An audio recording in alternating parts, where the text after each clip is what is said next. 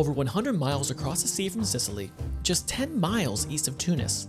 There's a stretch of coastline tucked between the massive Lake of Tunis and the steep hills of Sidi Bou Said.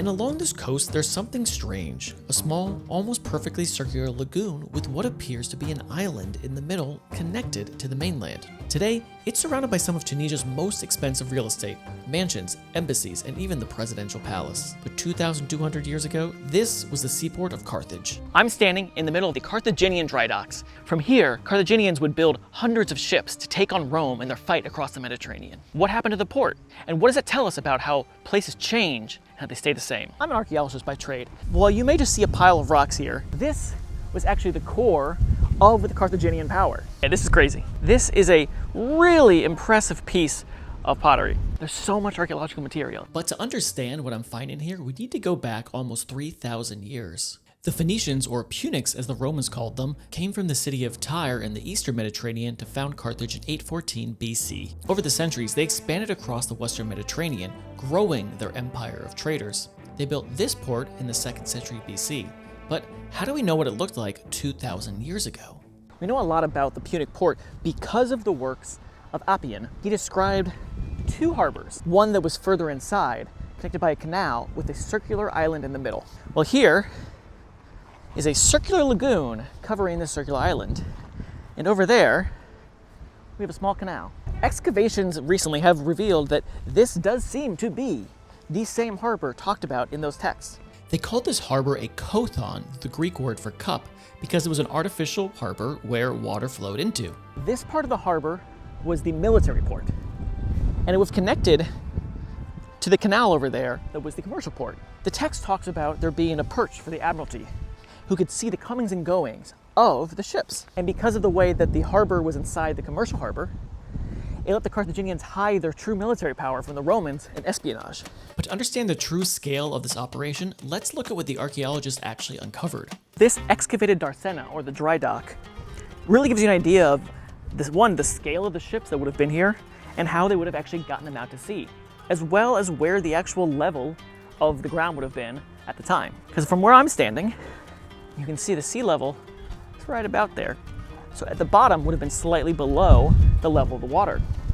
And yes, they might have changed it slightly, and sea levels have changed, but this gives you a general idea. And also, where the ground around would have been. When the ship was ready to go off the sea, they could have rolled it out with these large pieces of wood. This obviously is not the original wood, but it was here to give you an idea. The excavations on the central island have determined there were probably space for about 22 ship berths. So while Appian talks about 220 ships that could fit in this central harbor, the idea is there would be about 22 in the central piece, and the rest of it was ringed with more berths for ships. But the excavators estimated about 162 ships that could have fit into the central harbor. Regardless of the number of darsena, the kothon would have had a striking appearance. These big columns were noted by Appian to have kind of had the look of a colonnade. So it gave the entire harbor central building the look of a portico. But this kothon would eventually threaten Rome, and in 146 BC, Rome takes the city, sacks it, and burns the entire thing to the ground. But Carthage's geography was so ideal that only about a century later, they refounded the city. After Rome's destruction of Carthage, they repurposed this existing harbor. And because that is a later construction, that is mainly what we see here today. This site ends up being a great example of a palimpsest. Palimpsest is a word that comes from canvases, and it's really when you create something on top of something that was already there, and there's still remnants of what was there before, but faintly. And we use that a lot in archaeology because as things evolve, as we build on top, as we change landscapes, those lines never really disappear.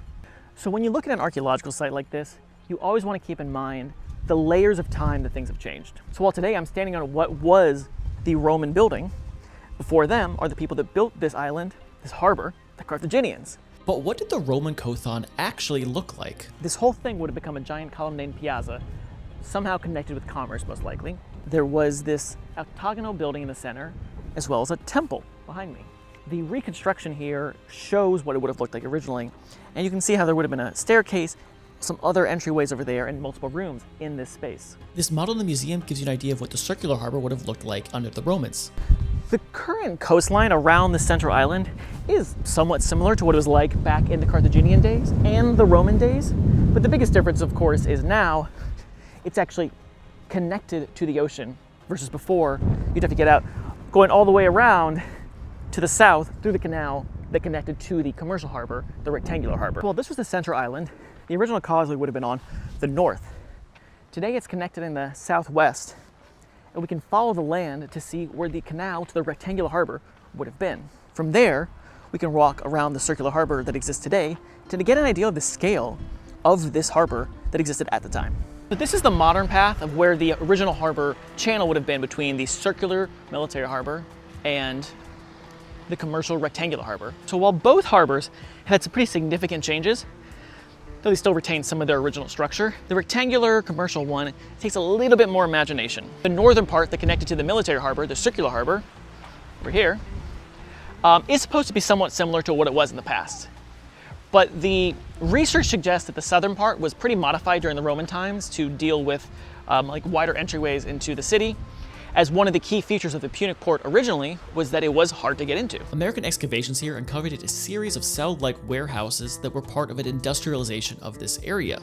These likely supported mass shipments of grain, as this part of North Africa was the breadbasket of the Roman Empire. But all that being said, you get an idea of the scale of the Phoenician commercial harbor.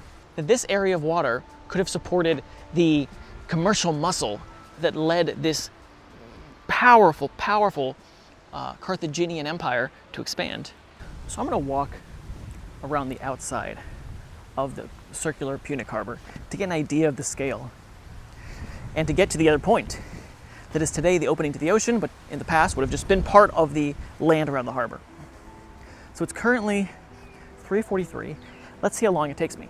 But how is this harbor still here almost 2,000 years later? After the Romans, the invading Vandals conquered it and turned it into the capital of their short-lived kingdom. Then, a Byzantine reconquest led to the city's renaissance for just over a century. In 698, the Arabs sacked Carthage, destroyed it, and moved the capital to nearby Tunis. The area lay abandoned, with just farms and grazing on the land nearby. Not forgotten, but not important enough to be changed. When archaeologists went to investigate it in the mid-20th century, the harbor was largely intact, mostly as we see today. So I got to the other end, and it is only 3:49, so not that long. The scale of this isn't huge. It does give you some insight into how many ships would have fit here. And the coolest fact that it still exists today, and that we can walk around the same harbor that the Carthaginians and the Romans would have walked around. And preserving this and understanding this is why we do archaeology, and why archaeology can continue to teach us so much about our own past, even if it is next to some nice houses.